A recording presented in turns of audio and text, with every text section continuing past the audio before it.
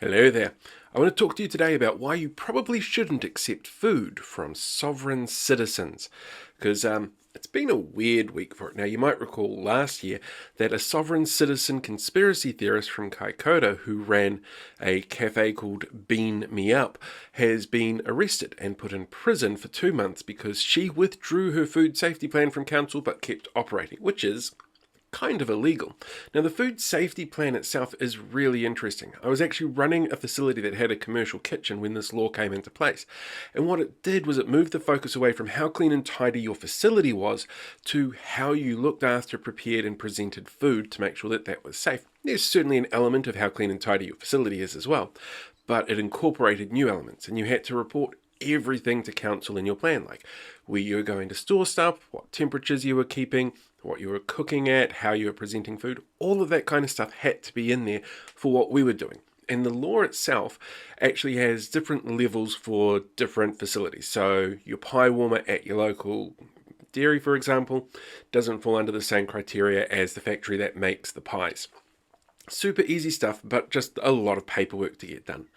But pulling away from that, that's really risky because you're no longer then showing any kind of paper trail or responsibility for the way that you look after food, the way that you prepare food, and how you present it to people to keep people safe. And that's what this law was all about, and still is all about. But you wouldn't know that looking at the reaction from the sovereign citizens over on the Outdoors and Freedom Party page.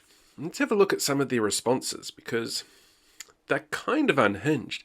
This person has suddenly become a hero of the movement because she doesn't respect their authority, because she doesn't believe that they have any authority over her to tell her what to do. Whereas these standards are put in place really specifically to keep people safe.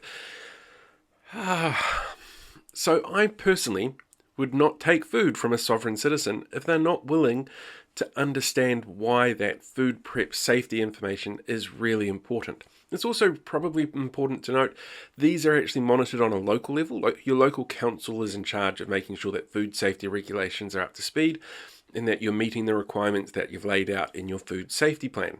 So it's not a big central government coming to get you scary thing either. It's very much about your local community being looked after by others in your local community. But of course that doesn't matter to people who don't give a shit about locals, local communities, or anybody other than themselves, because at its core, that's what the sovereign citizen movement is all about. It's about looking after yourself, not about looking after anyone else.